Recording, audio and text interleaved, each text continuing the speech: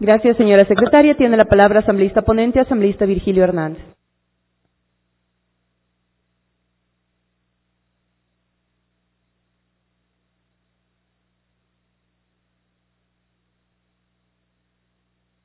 Gracias, señora presidenta.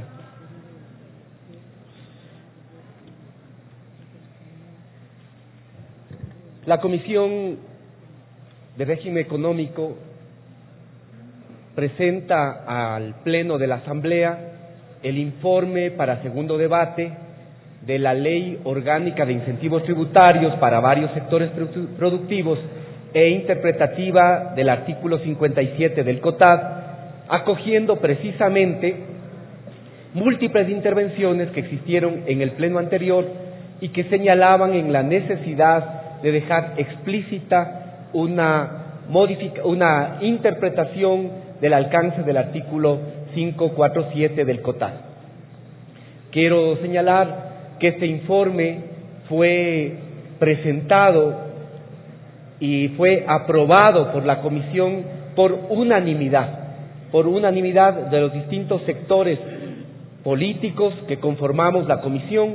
Votamos a favor del informe que en este momento me permito poner en conocimiento. Además, a pesar de haber sido una ley que tenía incentivos y 2 artículos en concreto, fue una ley que generó muchísimo debate al interior de la Comisión.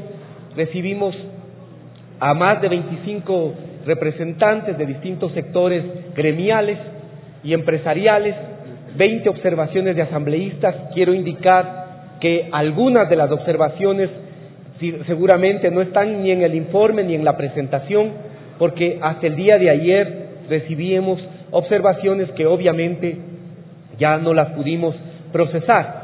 Lo mismo, más de 20 observaciones presentadas de distintos sectores económicos. En general, ahora, ¿qué contiene este proyecto? ¿Cuáles son las normas que se han incorporado a este proyecto? Aquí pueden ver ustedes en esta lámina los 8 aspectos que contiene ahora esta ley de incentivos tributarios. 1, incentivos para la afiliación en medicina prepagada.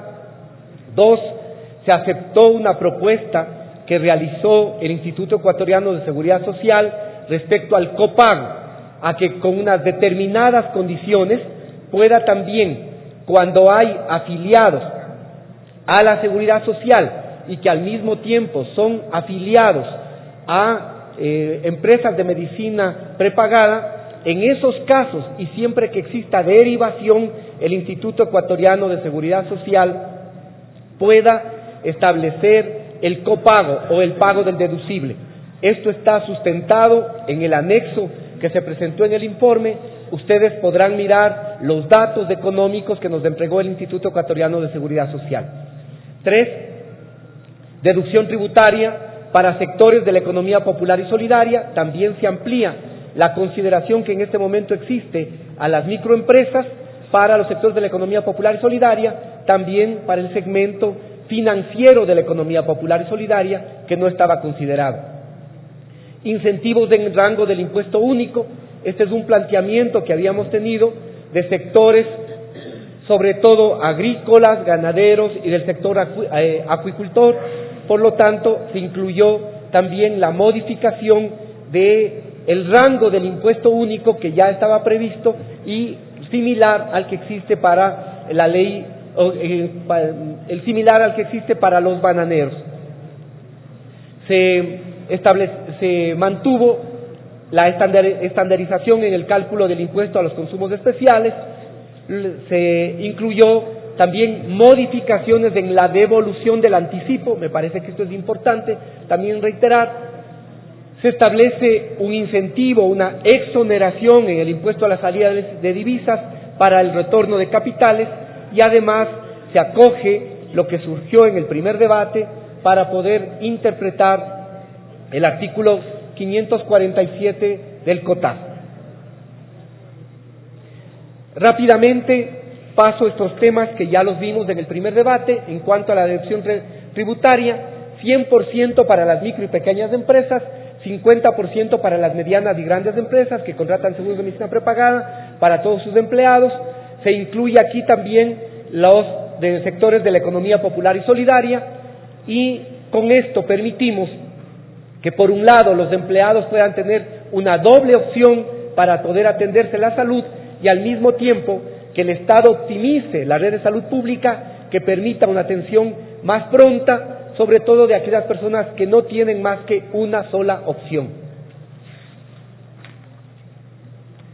En cuanto al siguiente tema, está relacionado con el impuesto, el rango del impuesto único. Como ustedes recordarán, ya en la reforma a la ley orgánica de régimen tributario interno, ya se había, en una ocasión anterior, esta misma asamblea estableció un impuesto único para el caso del sector bananero. Ese impuesto único es del 1 al 2% por rangos en función de los ingresos. Este planteamiento se nos hizo por varios sectores, sobre todo las cámaras, múltiples sectores, para realmente todos los sectores que tienen que ver con asociaciones de agricultores, ganaderos, asociaciones de ganaderos del litoral, de Galápagos, de la sierra, de todo el país, para que se establezca una modificación en el impuesto único que no sea del 1,5 al 2 como ahora estaba, sino del 1 al 2 en función de los ingresos. Esto se ha aceptado y además, como puede ser que para algunas personas el pago del 1 al 2% sea gravosa, ponemos también y establecemos que no se excluye, por ejemplo, para el caso del sector ganadero, la posibilidad de que puedan mantenerse en el régimen impositivo simplificado.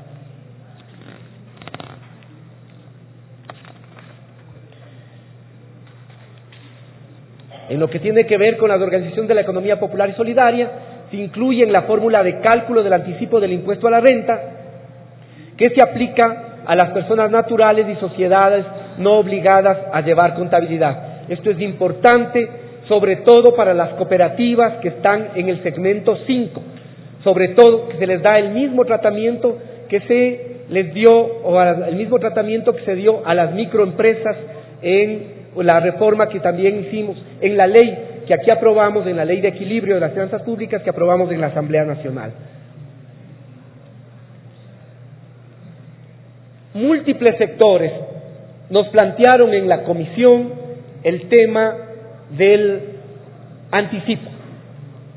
Creo que esto es importante que podamos mirar y que podamos también ver por qué se introdujo el tema del anticipo, cuáles han sido las modificaciones que ha existido también en lo que tiene que ver con la estructura tributaria, con el tema del anticipo y cuál es la respuesta que la Comisión ha señalado.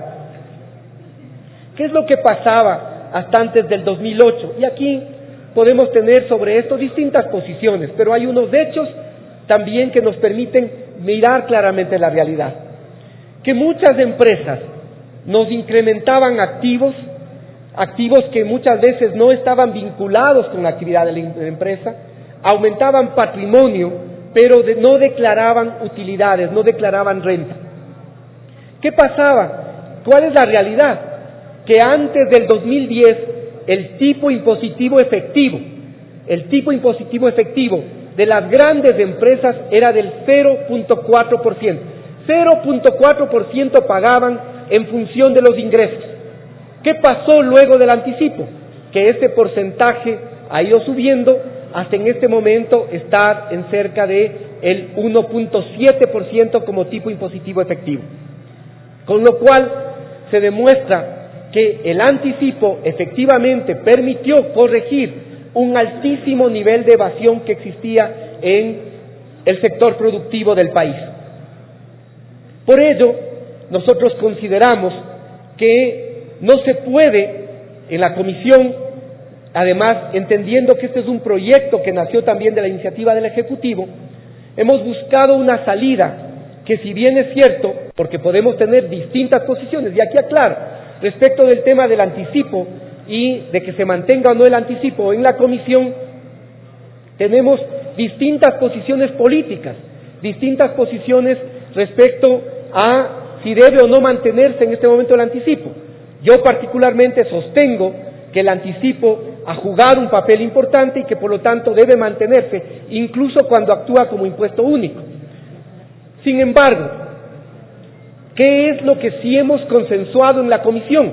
Modificar las condiciones de devolución del anticipo. Si ustedes se fijan en el artículo 41 en este momento, para que exista devolución tiene que pasar 3 años y tiene adicionalmente que justificarse caso fortuito, fuerza mayor, para que se pueda justificar esa devolución. ¿Qué estamos haciendo ahora en la comisión? ¿Qué es lo que se ha consensuado? Que se podrá hacer una devolución del impuesto a la renta de forma anual de todo aquello que esté por encima del tipo efectivo impositivo promedio general o del tipo impositivo efectivo por cada uno de los segmentos. Esto es lo que se ha logrado en la comisión. Además, se elimina esto de que se haya visto, de que exista caso fortuito, fuerza mayor, y se establece de que cuando se haya visto afectada de manera significativa la actividad económica del obligado, obviamente siempre que supere el impuesto causado, y que el SRI podrá realizar la verificación y control que corresponda. El siguiente tema, prácticamente no ha existido modificaciones, se armoniza la definición del precio exaduana para el cálculo del IVA y del ICE y se equipara la definición exaduana del artículo 59 del IES. Siguiente tema, lo del copago del IES, que es lo que se establece, como ya lo había señalado, que el IES reconocerá el pago del deducible de los seguros médicos privados según resolución, según también sea normado a través de la resolución que puede establecer el Consejo Superior, pero establecemos algunas características, algunas condiciones. En primer lugar, que sea derivado, y para evitar también los problemas que ha existido en la derivación, se plantea con claridad que el mal uso de esta derivación, el uso abusivo de esta derivación, y así ustedes tienen en el artículo, conlleva sanciones administrativas, civiles y penales. Así está planteado. Entonces, se establece este copago siempre que sea derivado, que el pago se hará previa auditoría médica y según un tarifario definido en función del promedio de lo que le cuesta al Instituto Ecuatoriano de Seguridad Social, y esta decisión se sustenta en informes actuariales presentados por el IES, que ustedes tienen en la página 24, están sobre todo, y de este anexo constan los informes económicos que sustentan la decisión de la comisión.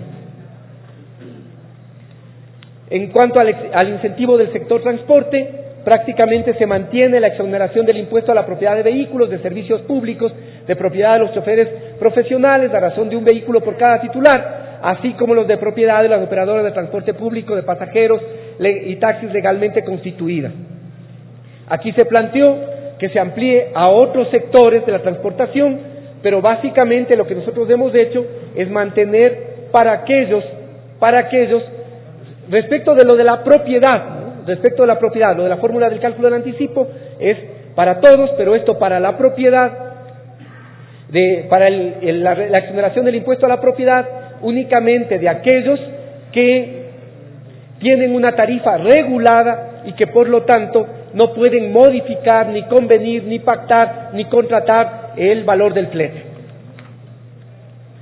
Se establece adicionalmente también un incentivo para el retorno de capitales, que básicamente significa que aquellos capitales que salieron legalmente, es decir, que pagaron todos los impuestos correspondientes a la renta, impuesto a la salida de divisas, y que luego esos capitales retornen y se mantengan aquí por lo menos por 2 años en actividades productivas, cuando vuelvan a salir no paguen el impuesto a la salida de divisas porque ya pagaron.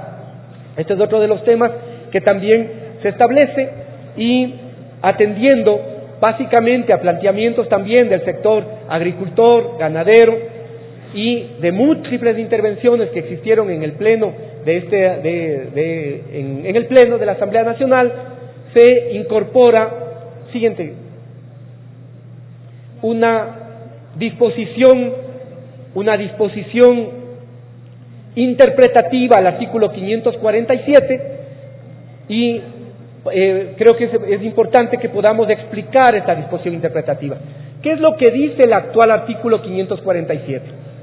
El actual artículo dice que son sujetos pasivos del impuesto de patente, con ese nombre está en el artículo 546 del COTAD, dice que están obligados a obtener la patente y por ende al pago anual del impuesto de que trata el artículo anterior, las personas naturales, jurídicas, sociedades nacionales o extranjeras domiciliadas o con establecimiento en la respectiva jurisdicción municipal o metropolitana, que ejerzan permanentemente actividades comerciales, industriales, financieras, inmobiliarias y profesionales.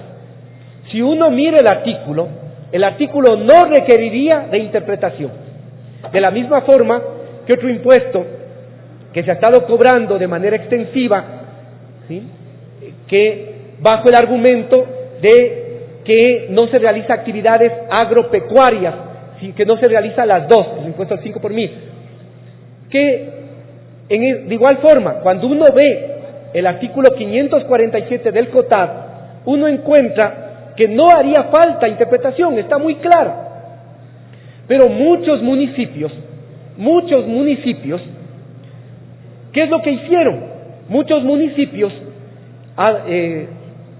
interpretaron que comerciales, que cuando hay una actividad agrícola o ganadera, como tienen que finalmente vender sus productos, ya entran dentro de la categoría de comerciales y por lo tanto estaban cobrando patente.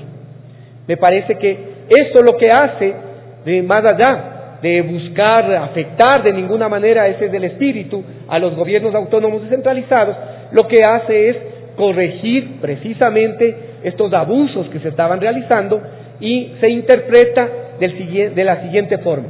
Las actividades agrícolas o pecuarias no son objeto del impuesto a la patente y en consecuencia las personas naturales, jurídicas, sociedades nacionales o extranjeras dedicadas a estas actividades no pueden ser sujetos de cobro por parte de ningún gobierno autónomo centralizado, municipal o metropolitano del país. No obstante, si ese agricultor o ganadero tiene una actividad industrial, tiene que pagar lo que corresponde. Esto es muy claro y quiero hacer esto enfático, porque algunos han tenido la preocupación de los agroindustriales. Si es que alguien realiza una actividad agroindustrial, todo lo que tiene que ver precisamente con las actividades industriales sí paga patente, por lo tanto estará sujeto a que ese respectivo gobierno autónomo cobre la patente, porque hay actividades de agroindustria. Y lo mismo, si alguien realiza actividades destinadas específicamente para la exportación, tendrá también que pagar la patente, porque básicamente la finalidad de esa actividad es el comercio y el comercio exterior. Entonces, lo que estamos haciendo con esta interpretación es dejando claro que el sector agrícola y ganadero, que por su naturaleza tienen como fin fundamental esta actividad, no pagan el impuesto a la patente municipal. Estos son los temas que fueron analizados en la comisión y que fueron aprobados por unanimidad, que ahora nos permitimos presentar a este pleno para mirar aquellos temas que efectivamente podamos recoger y esperamos que podamos tener también el apoyo mayoritario del Pleno de la Asamblea Nacional. Gracias, señora Presidenta. Gracias, asambleísta.